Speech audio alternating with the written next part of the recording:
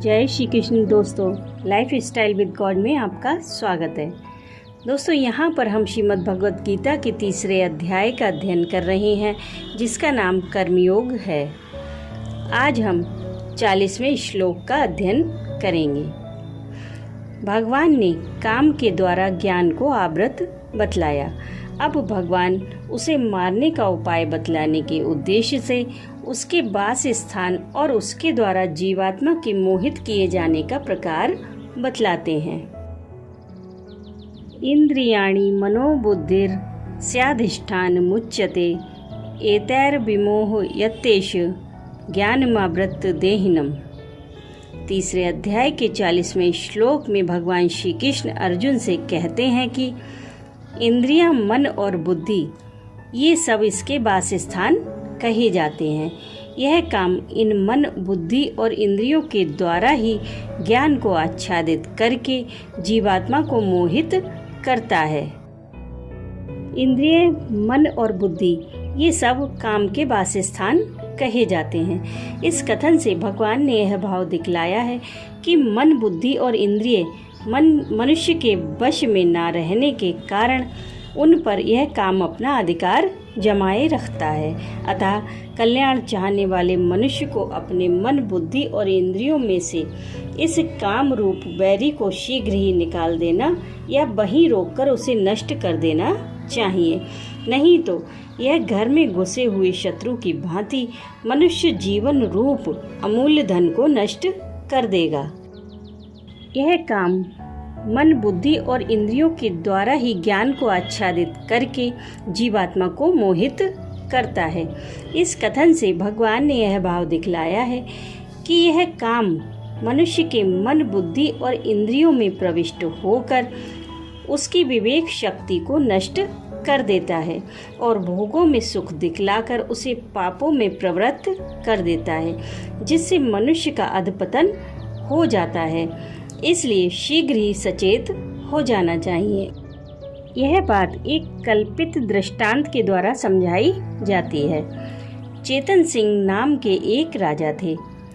उनके प्रधानमंत्री का नाम था ज्ञान सागर। प्रधानमंत्री के अधीनस्थ एक सहकारी मंत्री था, उसका नाम था चंचल सिंह।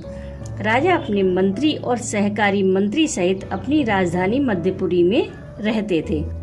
राज्य 10 जिलों में बटा हुआ था और प्रत्येक जिले में एक जिलाधीश अधिकारी नियुक्त था।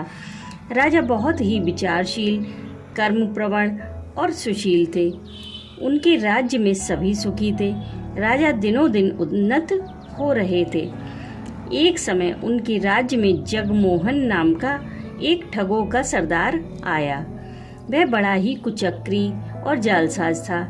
अंदर से कपट रूप जहर से भरा होने पर भी उसकी बोली बहुत मीठी थी। वह जिससे भी बात करता उसी को मोह लेता था। वह आया एक व्यापारी के वेश में और उसने जिलाधीशों से मिलकर उनसे राज्य भर में अपना व्यापार चलाने की अनुमति मांगी। जिलाधीशों को काफी लालच दिया। वे लालच में तो आ गए, परंतु अपने अफसरों की अनुमति के बिना कुछ नहीं कर सकते थे। जालसाज व्यापारी जगमोहन की सलाह से वे सब मिलकर उसे अपने अफसर सहकारी मंत्री चंचल सिंह के पास ले गए।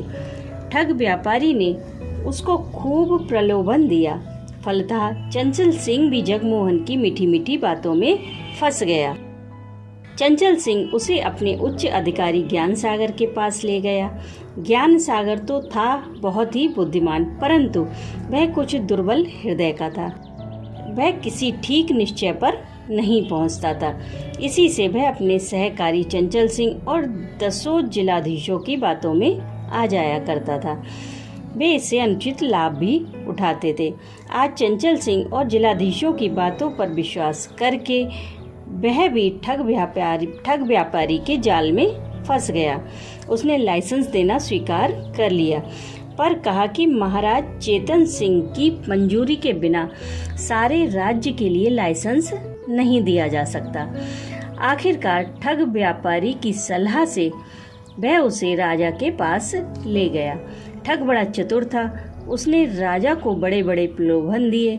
राजा भी लोभ में आ गए और उन्होंने जगमोहन को अपने राज्य में सर्वत्र व्यापार चलाने और कोठियां खोलने की अनुमति दे दी। जगमोहन ने जिला अफसरों और दोनों मंत्रियों को कुछ दे लेकर संतुष्ट कर लिया और सारे राज्य में अपना जाल फैला दिया।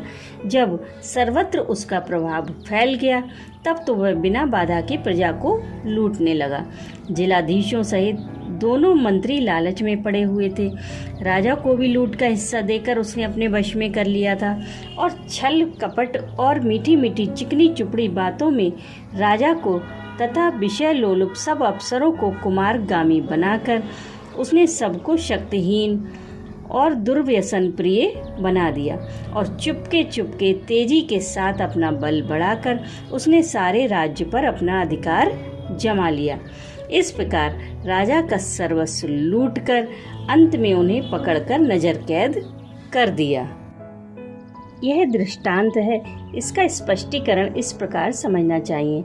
राजा चेतन सिंह जीवात्मा हैं, प्रधानमंत्री ज्ञान सागर बुद्धि हैं, सहकारी मंत्री चंचल सिंह मन है, मध्यपुरी राजधानी हृदय है, 10 जिलाधीश 10 इंद्रियां हैं, 10 जिले इंद्रियों के 10 स्थान हैं और ठगों का सरदार जगमोहन काम है।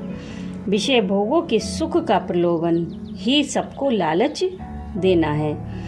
विषय भोगों में फंसाकर जीवात्मा को सच्चे सुख के मार्ग से भ्रष्ट कर देना ही उसे लूटना है और उसके ज्ञान को आवृत करके सर्वथा मोहित कर देना और मनुष्य जीवन के परम लाभ से वंचित रहने को बाध्य कर डालना ही नजर कैद करना है। अभिप्राय यह है कि यह कल्याण विरोधी दुर्जय शत्रु काम इंद्रिय मन और बुद्धि को विषय भोग रूप मिथ्या सुख का प्रलोभन देकर उन सब पर अपना अधिकार जमा कर मन बुद्धि और इंद्रियों द्वारा विषय सुख रूप लोभ से जीवात्मा के ज्ञान को ढककर उसे मोह में संसार रूप कैदखाने में डाल देता है और परमात्मा की प्राप्ति रूप वास्तविक धन से वंचित करके उसके अमूल्य मनुष्य जीवन का नाश कर डालता है। राधे राधे।